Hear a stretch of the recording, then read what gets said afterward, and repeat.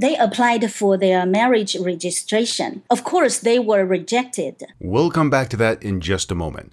From Asian News Weekly, you're listening to Asia Now, a collection of stories and interviews from the Asia-Pacific region.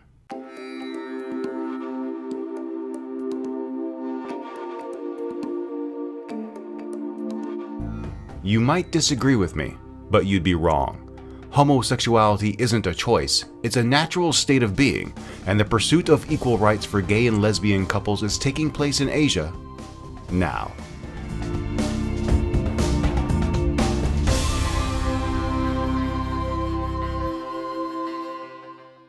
Welcome to Asia Now. I'm Steve Miller. One of the things that truly boggles my mind is that in the 21st century, we as a global society are still having conversations about gay rights and gay marriage. There's this absurd notion that people choose to be gay.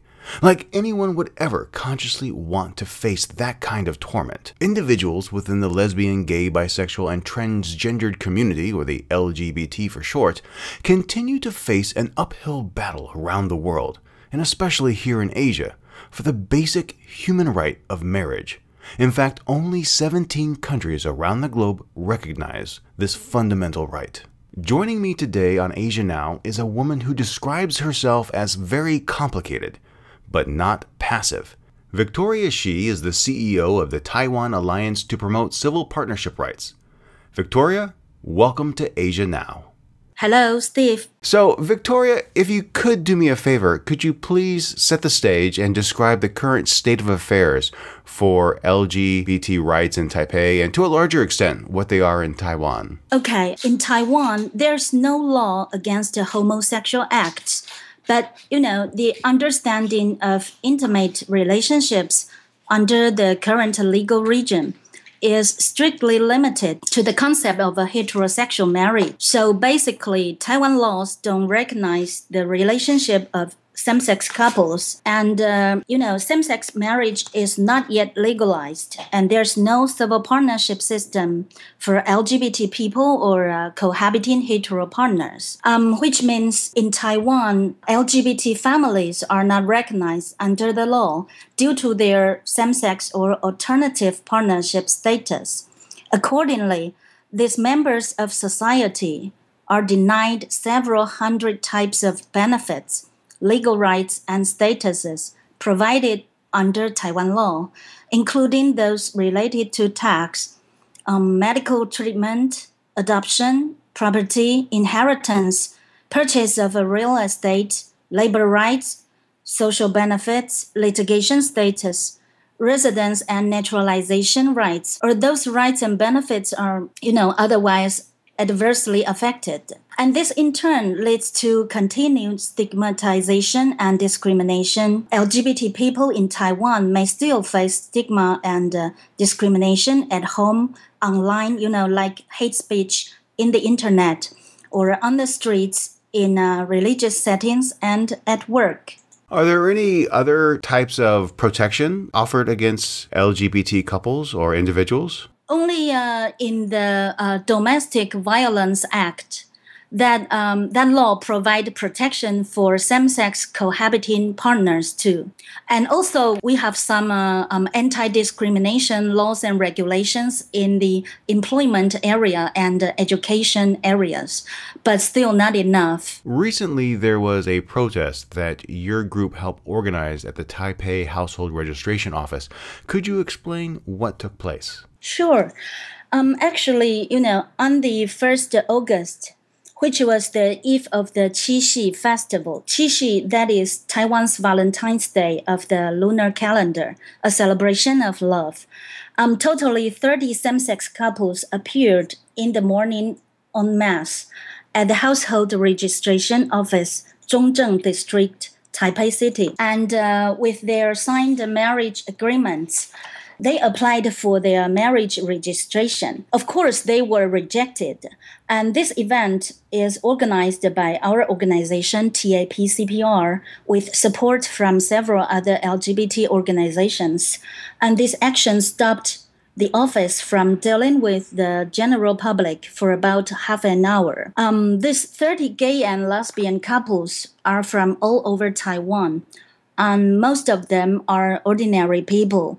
Few of them are also LGBT activists themselves. All of them are gays and lesbians and support marriage equality. And they want the marriage equality bill be passed as soon as possible. Our organization found and organized these couples via our network. And among these 30 couples, there would be 3 same-sex couples. They will file an administrative petition against the authorities' decision to refuse to register their marriages. And they will be represented by volunteer group of lawyers organized by our organization, TAPCPR. The aim is to fight for equal marriage through legal proceedings. Right. And I wanted to bring that up because as it stands right now, marriage in Taiwan is only recognized between a single man and a single woman. So going into this protest, you knew that nothing was going to be happening because the computer systems wouldn't be able to acknowledge the same-sex couples. Do you feel that this protest was effective and heightened awareness in Taipei? Interesting question. You know what? Even though the demand of a registration of same-sex marriage was rejected, but everyone felt empowered. And in a sense, you may say all the couples were happy to participate to this action because even though this is not the first case in Taiwan where same-sex couples have demanded their marriages be recognized under law. However, this is the first time the authority of the national administration and the justice system has been challenged by a significant number of same-sex couples en masse with the support of a group of social movement activists. This action demonstrates that very clearly that LGBT people exist everywhere in Taiwan, and they want their equal rights to start a family. I think all the legal cases following this event will further gather momentum in our fight to challenge the existing justice system and demand change. Now, speaking of people getting involved and next steps, what will be the next step for these legal proceedings that the 3 couples have filed? If you take a look at all the countries in the world that recognize equal marriage today, you will find that they achieve this through legislation or judicial review. And I think both of which benefit each other. And in Taiwan, as for the marriage equality draft amendments to the civil code proposed by TAPCPR has been ignored by the Judiciary Committee of the Parliament. The chair of this committee has deliberately kept the draft out of agenda because of the fierce opposition of conservative Christian churches. So we decide when the new legislative session starts, that would be the end of September. And once the new chairperson of the committee be elected, we will organize a rally to push the legislator to review the pending marriage equality bill. And this rally for marriage equality will take place on Sunday, the 5th October this year. And at the same time, of course, for the 3 couples, we can no longer afford to wait for equality to happen. So we will just continue our fight of legal proceedings. At the end, we hope to obtain an explanation from the Grand Justice of our Constitutional Court. Speaking of continuing the fight, are there ways for other people to become involved with TAPCPR? Sure. I think everyone, straight or gay, should get involved in the struggle for LGBT equality, because LGBT rights are human rights and, it's everyone's business. I firmly believe that the power of dialogue. So I think everyone can start from showing that you care about the LGBT equality issues. And of course, you may donate to the equality groups like TAPCPR or sign the petition relating to equality, etc. take action and show that you really care. I'll, of course, put a link to your website on our show note page. But Victoria, thank you so much for joining us today. Thank you. That again was Victoria Shi. She is the CEO of the Taiwan Alliance to promote civil partnership rights. And I would very much like to thank her for joining me here today. But let's not let the conversation end there. Please chime in and share your thoughts on this very controversial issue. How do you feel about the pursuit of equal rights? Are you for or against same-sex marriages? Please let me know your reasons in the comments on Facebook or through Twitter.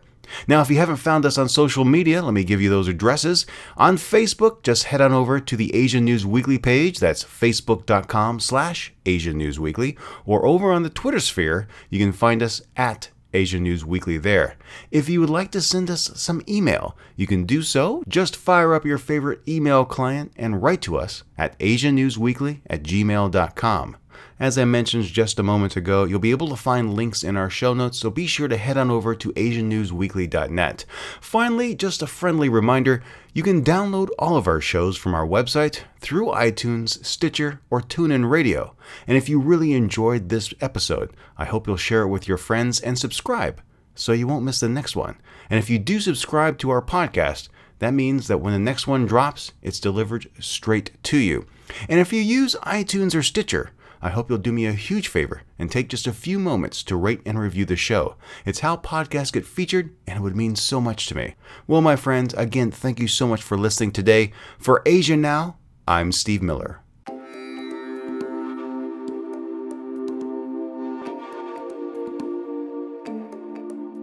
Asia Now is licensed under a Creative Commons Attribution Non-Commercial No Derivatives 4.0 International License.